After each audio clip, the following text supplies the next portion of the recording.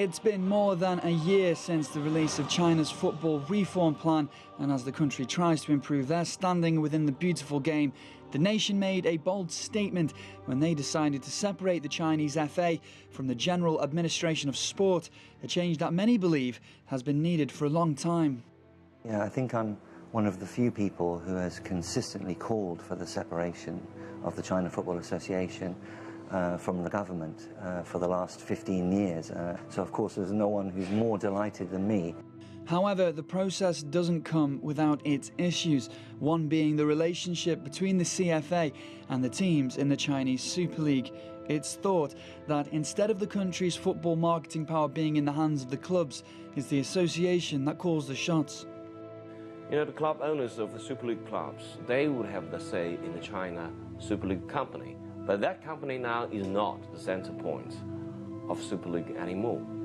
There is another so-called executive committee of China Super League, which has a lot more shareholders in that committee as the committee mandates.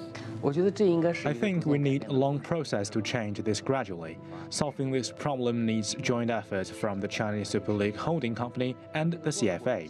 The direction of the issue is clear, that we should let clubs play the key role in their markets. The release of the plan comes as China's football market began to boom last year.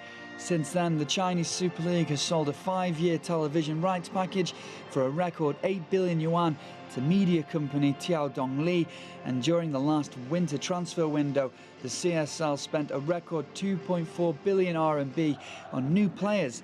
But with the heavy investment comes concerns regarding the priority of the spending back into Chinese football.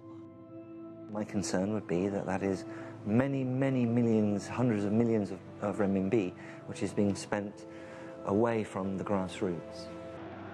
Although, in order for China's dream to be realised, a quick fix isn't an option, but there is room for optimism within the game's infrastructure, thanks to increased attendances and a clear improvement in the standard among homegrown and foreign talent.